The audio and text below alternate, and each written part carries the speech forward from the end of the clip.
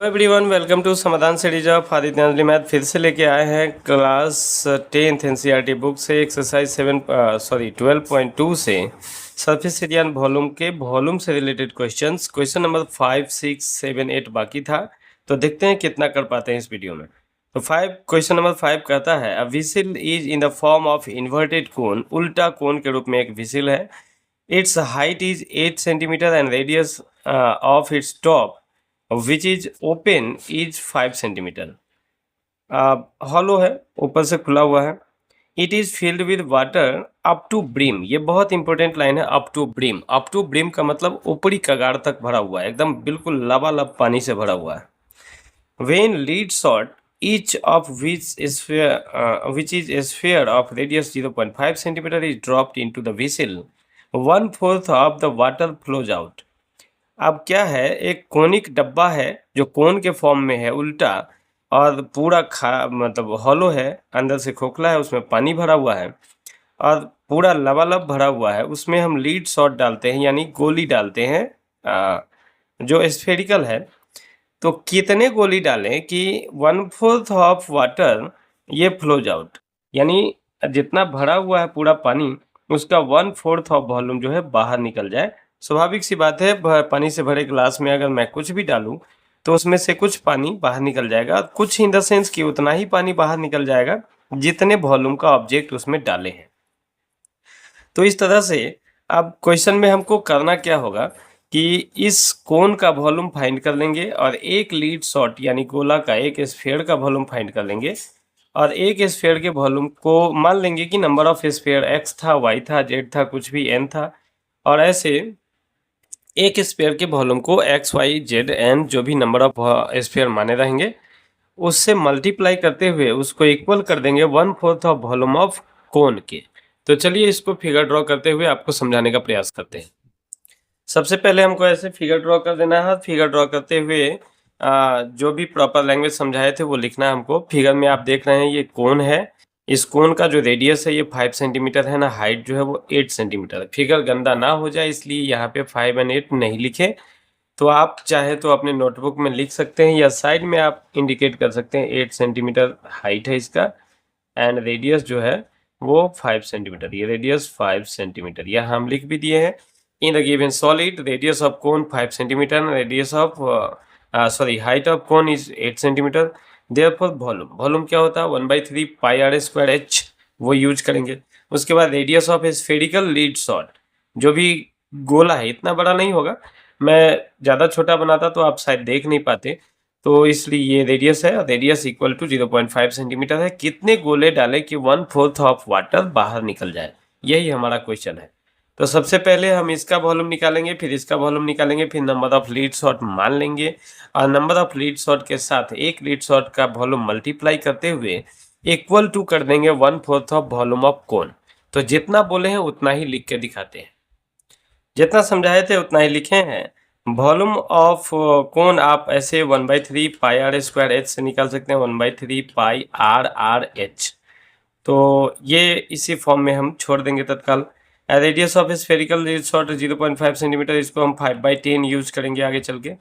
Therefore volume of each lead shot क्या हो जाएगा 4/3 पाई आर क्यूब, चूंकि वो स्फीयर है, स्फीयर का वॉल्यूम क्या होता है 4/3 पाई आर क्यूब।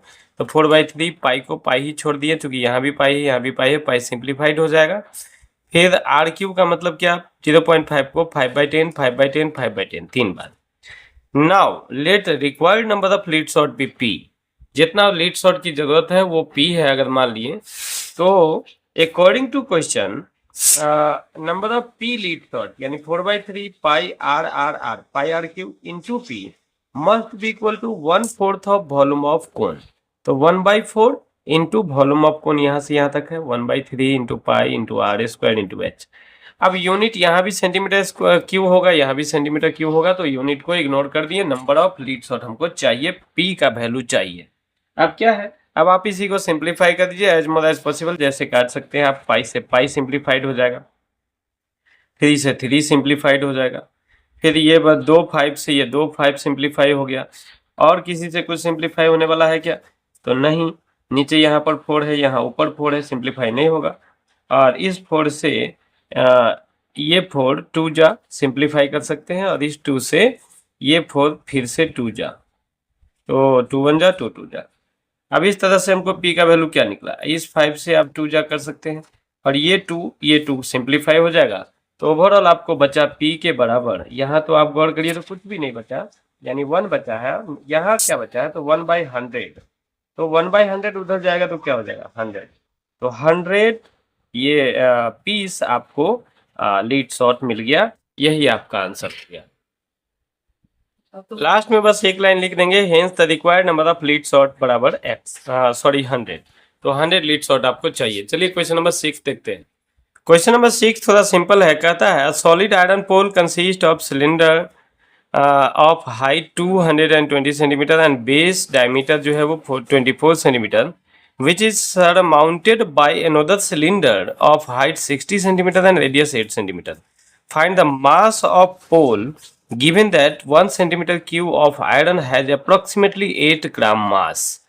तो ये क्वेश्चन सिंपल इसलिए हो गया कि दो सिलेंडर ही है, दो अलग अलग साइज के सिलेंडर है, एक दूसरे के ऊपर रखे हुए हैं, मोटा सिलेंडर नीचे और पतला सिलेंडर ऊपर। तो दोनों ही सिलेंडर का वॉल्यूम हम फाइंड कर लेंगे और दोनों को ऐड कर लेंगे, जितना वॉल्यूम आएगा उसको जो गिवन रेट ऑफ मास है उससे मल्टीप्लाई करेंगे, टोटल मास ऑफ आयरन आ जाएगा। तो चलिए फिगर ड्रॉ करते हैं, इसको समझाने का प्रयास करते हैं। क्वेश्चन को समझते हुए सबसे पहले ऐसे फिगर ड्रॉ कर देंगे हम। फिगर ड्रॉ करके जैसे बड़ा वाला सिलेंडर नीचे है, छोटा वाला सिलेंडर ऊपर, जैसे दिया था वैसे ड्रॉ कर दिए। और फिगर ड्रॉ करने के बाद डिस्क्रिप्शन हम रिटन फॉर्म में क्या डिस्क्राइब कर देंगे, तो in the given solid dimension of big cylinder, diameter given है 24 सेंटीमीटर, तो रेडियस हम फाइंड कर लिया r बराबर 12 सेंटीमीटर, r1 इसको कह देंगे, and height is equal to 220 centimetre. Therefore volume क्या हो जाएगा, तो वॉल्यूम हो जाएगा, देखिए r1 h1 r2 h2 इसलिए कर दिए कि ये बड़े वाले सिलेंडर के रेडियस को r1, छोटे वाले सिलेंडर के रेडियस को r2, बड़े वाले सिलेंडर के हाइट को h1 और छोटे वाले सिलेंडर के हाइट को h2 करके हम इंडिकेट करने का प्रयास किए हैं। तो वॉल्यूम क्या हो जाएगा, पाई r1 square h1, it means pi into 12 into 12 into 222 centimetre centimetre centimetre यानी सेंटीमीटर क्यूब। तो ये बड़े वाले सिलेंडर का वॉल्यूम हो गया। उसके बाद डायमेंशन ऑफ स्मॉल सिलेंडर, तो r इतना है, रेडियस हाइट इतना है, गिवन है सब। तो इसका जो वॉल्यूम हो जाएगा पाई r2 स्क्वायर h2, तो पाई आर आर एच। तो इस तरह से ये वॉल्यूम और ये वॉल्यूम दोनों को अगर प्लस कर दें तो टोटल आयरन का वॉल्यूम आ जाएगा इन सेंटीमीटर क्यूब। उसके बाद मास फाइंड करेंगे। तो पहले अब हम क्या करने वाले हैं, पहले इस दोनों ही वॉल्यूम को ऐड करने वाले हैं, टोटल वॉल्यूम आएगा, और टोटल वॉल्यूम के बाद फिर हम लिखने वाले हैं कि मास का क्या रेट दिया हुआ है, और फिर टोटल मास फाइंड करने वाले हैं। तो चलिए रिटन फॉर्म में दिखाते हैं आपको। तो चलिए उसी कैलकुलेशन को आगे बढ़ाएं। तो ये टोटल वॉल्यूम ऑफ आयरन क्या हो जाएगा, तो वॉल्यूम ऑफ सिलेंडर बड़ा वाला, वॉल्यूम सिलेंडर छोटा वाला, दोनों में ही आपको पाई दिख रहा है, तो पाई अलग से कॉमन ले लिए, और 144 इंटू 220 करेंगे तो इतना आएगा, और 64 इंटू 60 करेंगे तो इतना आएगा। अब इस दोनों को प्लस करने पर हमको इतना आया, और पाई का वैल्यू ये बोला है आप यूज करिए 3.14, तो पाई का वैल्यू जो भी वो बोला है यूज करने को आप वही यूज करेंगे। तो अब 3.14 इंटू 35520 इतना सेंटीमीटर क्यूब ये वॉल्यूम ऑफ टोटल आयरन हो गया। दोनों में जो आयरन यूज्ड है उन दोनों आयरन का, दोनों ही सिलेंडर के टोटल आयरन का टोटल वॉल्यूम हो गया ये। अब टोटल वॉल्यूम को अगर हम मास से मल्टीप्लाई कर देंगे तो हमको आ जाएगा इसका वेट। तो इसको अब इरेज करके और मास फाइंड करते हैं। तब तक या तो इसका एक स्क्रीनशॉट ले लीजिए या लिख के रख लीजिए, क्योंकि अब इसको इरेज करने वाले हैं। अब लास्ट में बस आगे इसका वॉल्यूम कैलकुलेट करना है बस हमको। तो वॉल्यूम, इसका टोटल वॉल्यूम ऑफ आयरन क्या हो जाएगा, 3.14 पाई का वैल्यू डाल दिए इंटू 35520 सेंटीमीटर क्यूब। तो जब इस दोनों को मल्टीप्लाई करेंगे तो आप यहाँ 35520 इंटू 3.14 को मल्टीप्लाई किए तो हमको रिजल्ट आया 111538280।